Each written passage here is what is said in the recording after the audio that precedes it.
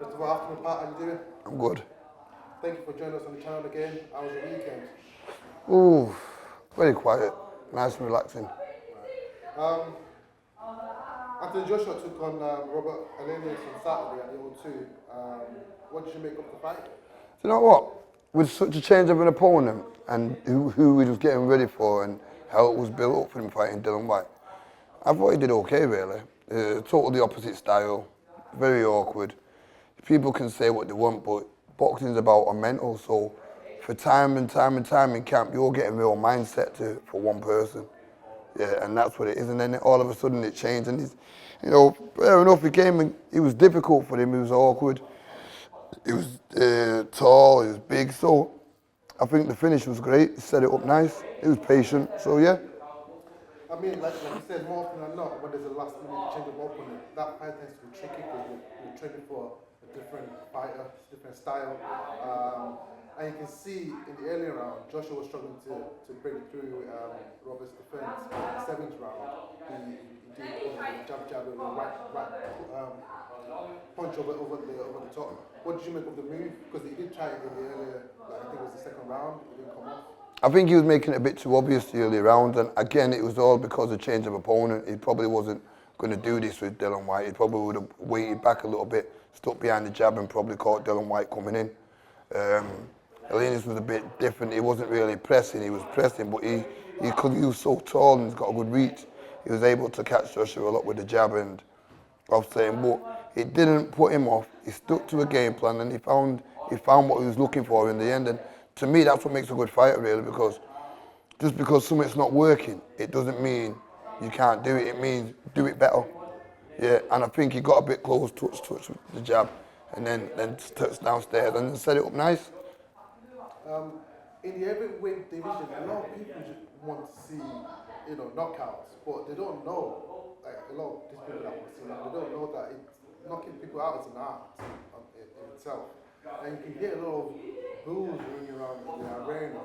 And Joshua did well not to get in his head. I know he was fighting, but at the same time, if 20,000 people booing and they might get in your head. What would you say to the audience? No, you know what it is. It's like I said before about people. I think, they make him great. They make him out is this, and I think it's kind of hard. And I think he just needs to stay focused and just do him and forget about everybody else in the crowd, because they ain't getting in the ring with him, and they ain't taking that chance and that risk of being knocked out. So he ain't there to please as much as he think he is to please them. He's there to do what he has to do for himself and his family, and that's win. And by any means necessary, do what you have to do, and he did it. A lot of people said about AJ since he lost that fight in New York at MSG to Andrew Ruiz. It's not been the same. And you can tell from what Joshua has been doing, he's moved camp. Right now he's training with Derek James. If you are in Anthony Joshua's camp, what would you say to him?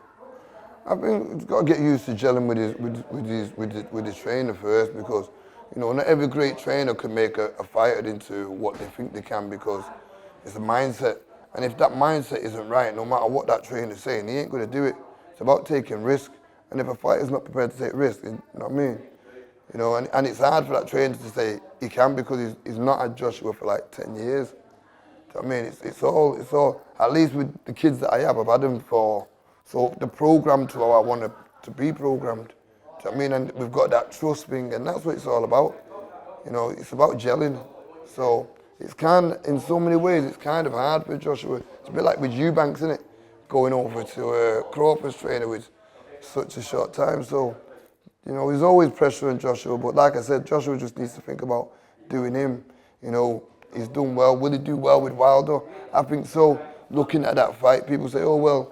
But then bear in mind, he's come through a lot for this fight, because a change of opponent.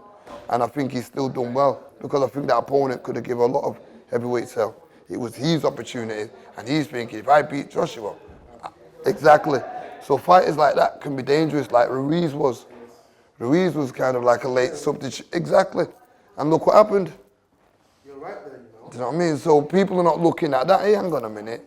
And in his head, he's probably thinking, that happened with Ruiz. Yes. You know what I mean? And he's probably thinking, oh, I've got to be double cautious because last time that happened, I got knocked out. So he doesn't trust this last minute thing. At least when you're focusing on one guy that he's knocked out, it's a different matter because somewhere down the line his confidence is there because he knew that Dylan White would give him a good fight this time again. But in his head, he knew that he's got the power to knock him out. Yeah? See what I'm saying? And this whole thing is like, it's reset his mind really bad because he came up a defeat with a last minute. Yeah? Yeah. And then, so for him to dispose of him and get rid of him, he's done well. You're right, because then you can tell he showed a bit of emotion. I once he knocked him out, you can tell in the ring. Exactly, he was relieved because you're not in his shoes, you're not in his mindset, you don't know what he's going through and how he's thinking, and that's what this trainer probably might have said to him before. Listen, we know it's the last minute, we probably know. So they've probably been through that side of it before looking at just the opponent's side because that's what you have to do in order to make a fighter work. You have to make sure they're comfortable with the situation that they're being in. And that's the thing that you have to work on. You have to nurture that. It's a great thing that you touched on. The mind is very powerful. Oh, it's powerful and dangerous. Dangerous as well, you're right. You mentioned Wilder there. Is that the next fight you would like to see Anthony Joshua take? Do you know what? I think it's now or never for him really. And I do think if he prepares for Deontay Wilder, he's got one opponent that he's preparing for. There's going to be no changes. And I think you will see a different Joshua. I think you'll see a better Joshua because he's fighting the best opponent to his date. They both can punch. They're both knockout artists. So if no one's not looking at what about Joshua, it's Wilder. Do you know what I mean?